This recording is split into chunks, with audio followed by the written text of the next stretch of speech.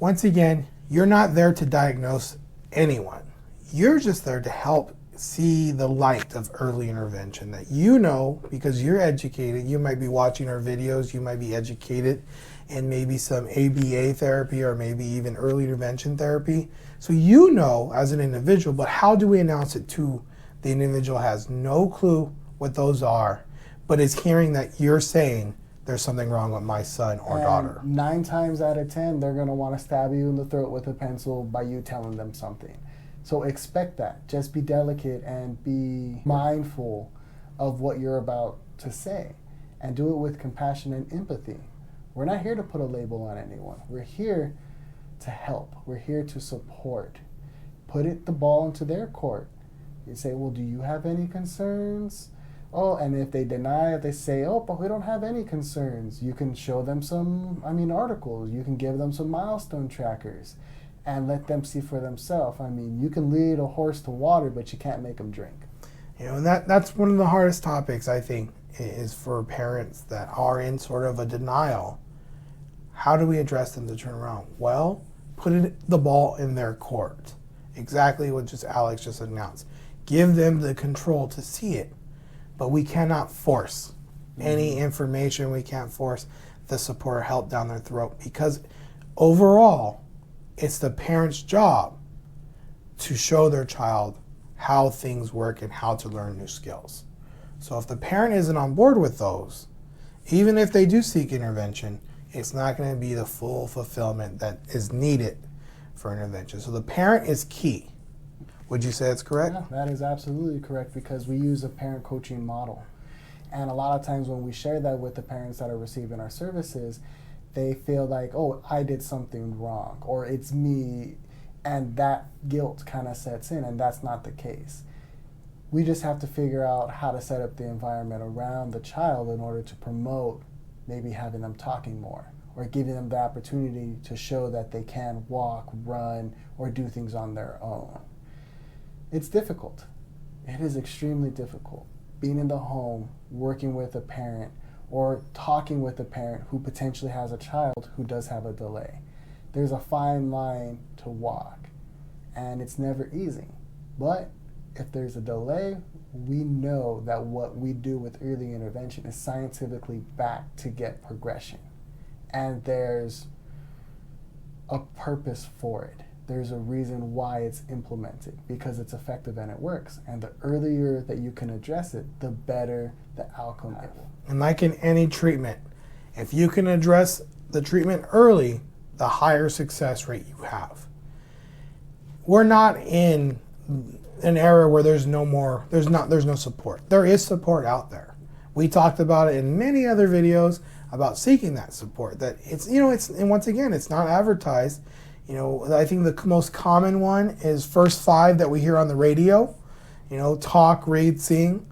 That's the one that we hear most common. And you're able to address these difficult times with family members or friends. We are giving you a resource to try to help. And we are giving you tips and tools on how to address it and how we've been successful with addressing it through our profession or even our personal lives. I like to give analogies or metaphors or explain things in a way to help people understand. With early intervention, I think about it this way. Godzilla, okay? Just hear me out. If we were to stomp out Godzilla when he's a baby, we wouldn't have as much trouble trying to stomp him out when he's a full-grown monster. So with early intervention, if you stomp out the problem early, you don't have to deal with it when it's undealable, when you can't address it, when you can't fix it. And you're not waiting for someone else to fix it. For example, the school district. I've heard many, many stories on school districts not helping a cause when they're in 5th grade, or not helping when they're in 4th grade. Their IEP meeting wasn't very successful. Their IEP meeting wasn't very successful in 3rd grade. Why do we have to wait till then? Let's do it now.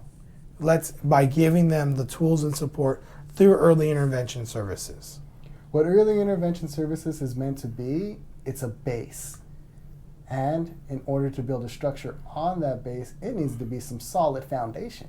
That's what we do when we roll in. we're building the foundation for progression, for success later on in life. The earlier you start, the better. Because if you wait till you have a Godzilla Size Problem, you're going to struggle. So you might as well do it when you can still control the situation. And for 0 to 3 adults, we have the control. We have the power. We have the opportunity to address the problems before they get too big to be addressed. And remember, this is a touchy subject, so there is going to be lots of defense mechanisms going off from the dad, from the mom, from the grandma. Everyone's going to have their own sort of opinion on why we shouldn't address these.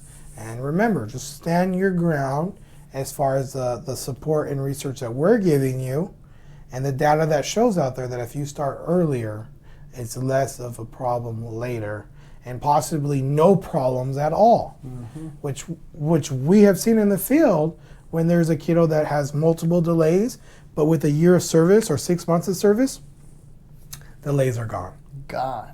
And this topic, this sensitive topic that you dreaded as an individual so much to address to your family member or friends, in your heart, you know you did the right thing. And they are happy now. And you might even get that sort of that gratification back from that individual, like, thank you. Because we get it all the time. And we wish we can share that more with everyone through this platform. But until you experience it, that's when you know you did the right thing. Thank you so much. Please like, subscribe, and share. Share the information with someone who may need to hear it. We try not to be as boring, as bland, but sometimes we just have to be straight to the point. Thank you. Thank you.